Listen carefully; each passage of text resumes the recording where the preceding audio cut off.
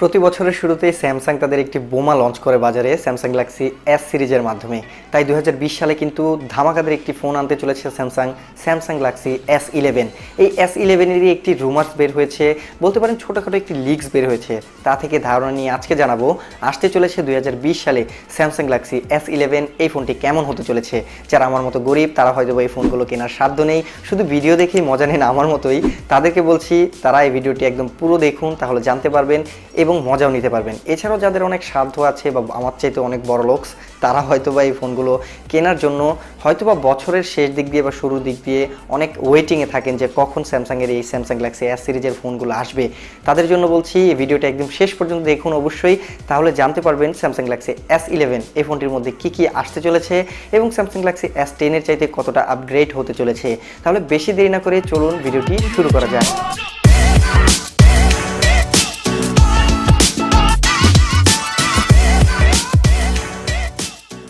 Social মিডিয়াতে Samsung Galaxy S11 সম্পর্কে একটি রুমার্স বের হয়েছে, তাই থেকে ধারণা নিয়ে আজকের এই ভিডিওতে জানাবো স্যামসাং গ্যালাক্সি S11 সম্পর্কে।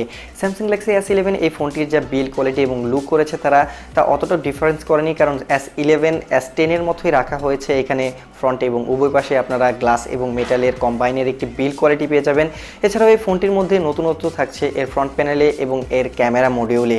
এই লিক্সটির মাধ্যমে বোঝা যাচ্ছে যে এই ফোনটির যে ফ্রন্ট প্যানেলটি হতে চলেছে এটাতে অবশ্যই S10-এর মতোই থাকবে ডাইনামিক অ্যামোলেডের ডিসপ্লে এবং এটি হতে চলেছে 6.2 অথবা 6.3 ইঞ্চি এবং এটি অবশ্যই হবে কোয়াড এইচডি প্লাস, যা আমরা অলরেডি দেখেছি যে স্যামসাং গ্যালাক্সি S10-এ যারা রিলিজ করেছে যে স্যামসাংয়ের ডিসপ্লেটি, এইটা সেমই থাকবে স্যামসাং গ্যালাক্সি S11-এ।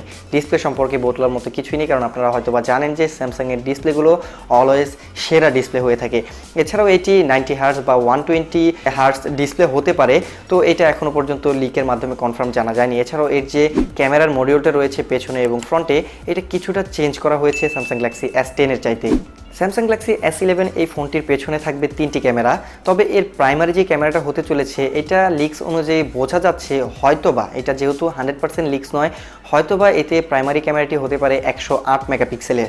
এছাড়াও এর পাশাপাশি আপনারা টেলিফটো লেন্স এবং আলট্রা ওয়াইড অ্যাঙ্গেল লেন্স পেয়ে যাবেন, তবে এই দুটি লেন্স সম্পর্কে এখনও মেগাপিক্সেল কত হবে এটা সম্পর্কে লিক্স বের হয়নি। এছাড়াও এই স্মার্টফোনটির যে 108 মেগাপিক্সেলটি হতে চলেছে এটা বর্তমানে ট্রেন্ড অনুযায়ী এবং স্যামসাংয়ের একটি সেন্সর রয়েছে 108 মেগাপিক্সেলের, তো এই ট্রেন্ড অনুযায়ী বোঝা যাচ্ছে হয়তোবা স্যামসাং গ্যালাক্সি S11-এ 108 মেগাপিক্সেলের সেন্সর থাকতে পারে।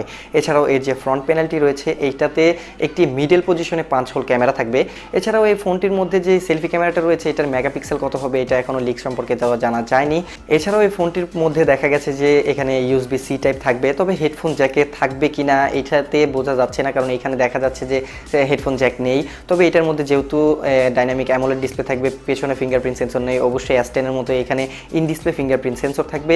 এটা কিন্তু এখনও 100% কনফার্ম লিক নয়, ভবিষ্যতে কিন্তু আরও লিক বের হবে, কারণ ফেব্রুয়ারি বা মার্চ মাসে কিন্তু স্যামসাং তাদের ফোনগুলোকে লঞ্চ করে থাকে, তো অবশ্যই এখনও অনেক সময় আছে 2020 সালে এটাকে লঞ্চ হওয়ার। এছাড়াও এই ফোনটির মধ্যে যে প্রসেসরটি থাকবে এটা অবশ্যই যেহেতু ফ্ল্যাগশিপ কিলার ফোন, অবশ্যই ফ্ল্যাগশিপ সিরিজের প্রসেসরই ব্যবহার করবে।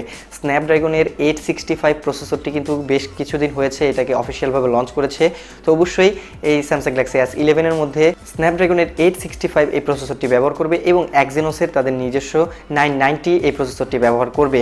তবে আমরা হয়তো বা এশিয়ার মধ্যে এক্সিনোসের প্রসেসরযুক্ত এই ফোনগুলোই বাজারে পেয়ে থাকি, স্ন্যাপড্রাগনের প্রসেসরযুক্ত ফোনগুলো হয়তো বা পাই না। এছাড়াও এর পাশাপাশি আপনার প্রসেসরের পাশাপাশি পেয়ে যাবেন 6GB 8GB র্যামের ভেরিয়েন্ট এবং 128GB স্টোরেজ এবং 256GB স্টোরেজের ভেরিয়েন্টও। এছাড়াও এই ফোনটির যে ব্যাটারি সেকশনটি রয়েছে এটা সম্পর্কে জানা গেছে লিক্স অনুযায়ী যে S11e যেটা রয়েছে এটার মধ্যে হয়তোবা 3500 mAh এর ব্যাটারি দেখা যাবে। এছাড়াও যে আরও দুইটি ভেরিয়েন্ট রয়েছে S11 এবং S11 Pro, সেখানে হয়তোবা 4000 অথবা 4500 mAh এর ব্যাটারি দেখা যাবে এবং ফাস্ট চার্জার একটি দেওয়া থাকবে বক্সের মধ্যে, হয়তোবা এখানে 15 ওয়াট বা 20 ওয়াটের একটি ফাস্ট চার্জার দিয়ে দেবে তারা এবং ওয়্যারলেস চার্জিং সুবিধাগুলো থাকছে। এছাড়াও এই ফোনটি ওয়াটার রেজিস্ট্যান্ট থাকবে, তবে কত IP রেটেড এটা এখনও জানা যায়নি। তো এই ফোনটি সম্পর্কে এই টুকিটাকি ডিটেলস আমি জেনেছি একটি লিক্সের মাধ্যমে, আমি আপনাদেরকে জানানোর চেষ্টা করেছি। তো যাদের এই সেটটি সম্পর্কে অনেক আগ্রহ রয়েছে এবং পরবর্তীতে এই ফোনটি সম্পর্কে যদি আরও বিস্তারিত জানতে চান তাহলে অবশ্যই এখনই আমার এই চ্যানেলটিকে সাবস্ক্রাইব করে রাখুন এবং পরবর্তীতে এমন সকল নতুন নতুন ভিডিও সবার আগে দেখার জন্য অবশ্যই বেল বাটনটিতেও ক্লিক করে রাখুন। এছাড়াও ভিডিওটি ভালো লাগলে অবশ্যই লাইক দিতে ভুলবেন না, শেয়ার করতেও ভুলবেন না আপনার ফেসবুক অ্যাকাউন্টেও। কি মতামত আপনার অবশ্যই তা কমেন্ট সেকশনে জানাতেও ভুলবেন না। তো আজকের মতো এই পর্যন্তই, good bye. See you in the next one.